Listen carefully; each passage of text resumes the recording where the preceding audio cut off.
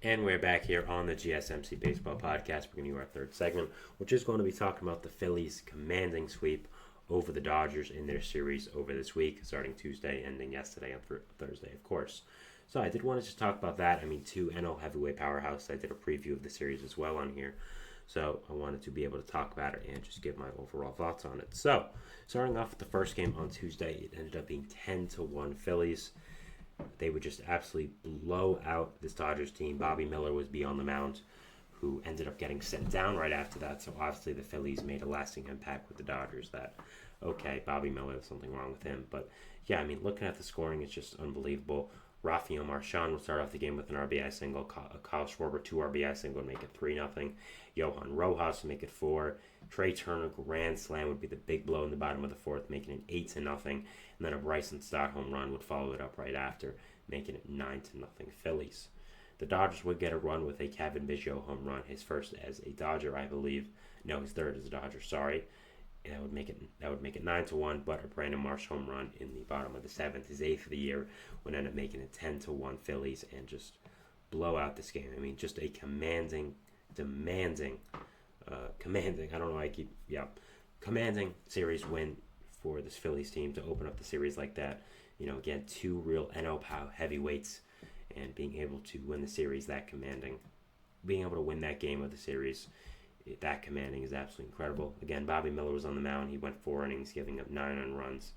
The Phillies would have on the mound Zach Wheeler, who went 5 innings, only giving up 1 run. So obviously a big difference there in the way their pitchers performed. But yeah, great job by the Phillies offense and a great job by their pitching. Just so in sync for that game. Next game would be a little closer, as the Phillies would end up winning.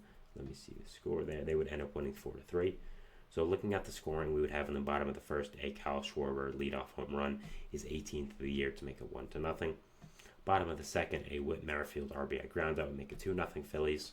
But the Dodgers would start to come back a little bit with a Miguel Rojas RBI groundout to make it 2-1. A Shohei Ohtani RBI single would make it 2-2, and then a Trey Turner RBI single would make it 3-2. Then a Bryson Stott RBI single would make it 4-2. So it would be 4-2 Phillies going into the 8th now. The Dodgers would end up getting a run with a Miguel Rojas RBI single, scoring Anthony Pages to make it 4-3. But the Dodgers would squander any other opportunity to score in this game, losing the game 4-3 to the Phillies. The Phillies had on the mound pitching for them Christopher Sanchez, who would go 6 innings pitched, giving up 5 hits, 2 earned runs, which is a really good job by him. Really nice start against the Dodgers offense. Man, what a season as Sanchez had for this Phillies team. The Dodgers had on the mound Gavin Stone, who went 4 2/3 innings pitched, giving up 9 hits, 4 earned runs, no walks, 3 strikeouts. So another great start by a Phillies starting pitcher. Another great game by them. Absolutely fantastic, and just continue to dominate. Another question from the chat here, which I will go and answer, and then continue with the Phillies. And also from Anthony. Do you think teams like Miami struggle to develop hitting because of the minor league parks they develop their players in? Are geared towards ours geared toward more developing pitchers, or not how it works?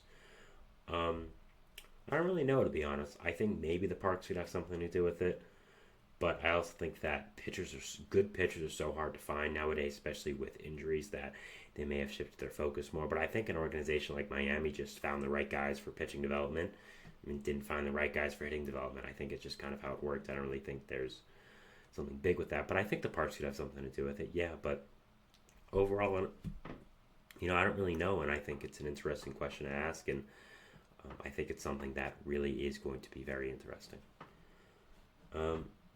So next, going to this game here on Thursday with the Phillies and the Dodgers, we starting off the game with a Trey Turner solo home run, make his 9th of the year, to make a 1-0 Phillies. Start off the game real nice. Brandon Marsh home run would make it 2-0. Gavin Lux, though, would answer back for the Dodgers, making it 2-1. Brandon Marsh with an RBI triple to make it 3-1. A Johan Rojas RBI single would make it 4-1. Then a Kyle Schwarber solo home run in the bottom of the 8th would make it 5-1.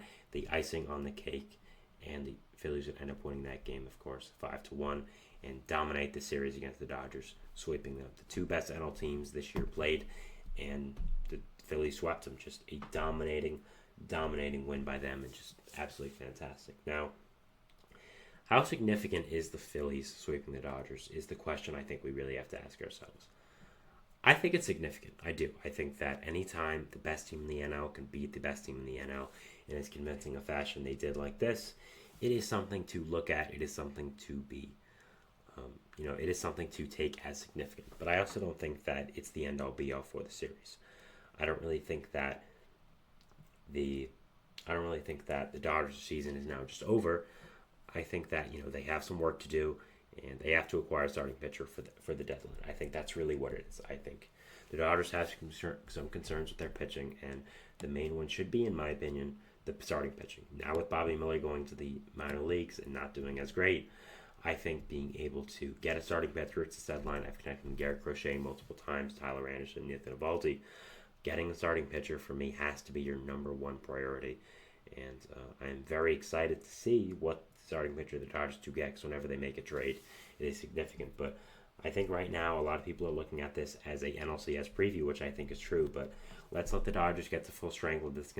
Let's let them get Bobby Miller back.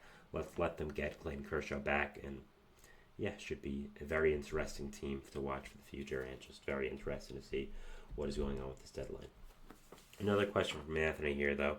Are you surprised that both Thomas White and Noble Mayer, the two young pitchers that Miami drafted last year, were selected for the future game a year after they were drafted?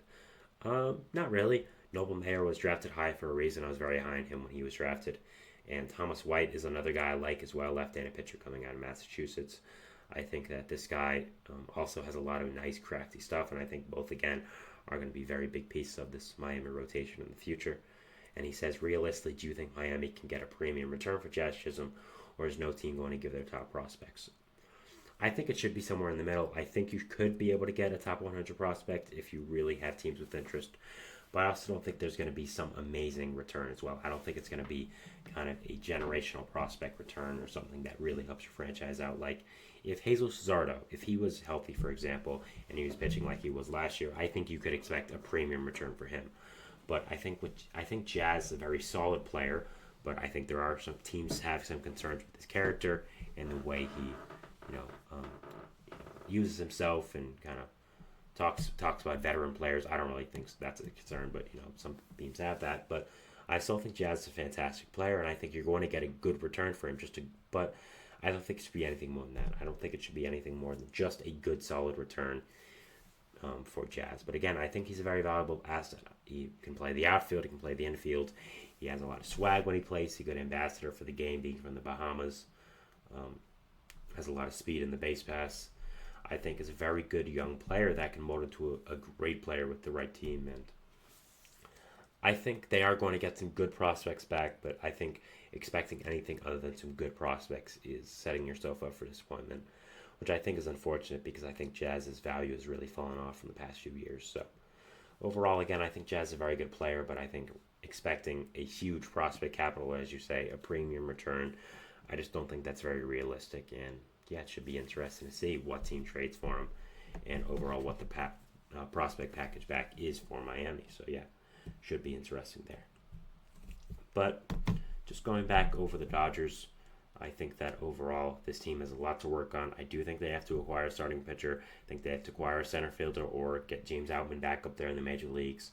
Just not sure that's going to happen though. So very interesting to see what the Dodgers' decision is going to be, what decisions they make, and who they end up trading for the starting pitching talent. So should be interesting. And I am very excited to see what the Dodgers do end up trading for at this deadline, because again, whenever they make a trade, it's big news.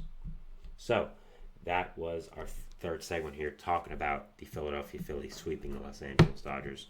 I realized I didn't talk about the Phillies enough during this segment, but what is there to say? I think to me this really establishes themselves as the best team in the NL consistently. I've talked about it before, but I really think this does confirm it. They are absolutely dominant. They have so many great starting pitchers on this roster. They have so many great young hitting talented players. Not young really, but just great hitting talented players. So just the Phillies are an absolutely outstanding team, and are clearly the best team in the NL now at this point. Moving on to our fourth segment here, we are going to be talking about the most sold jerseys of this year. The list did just come out, so I did want to give my thoughts on it and, give my thoughts on where people are, some surprises, all that kind of stuff. So going over that, and we'll see you after the break. So thanks and bye.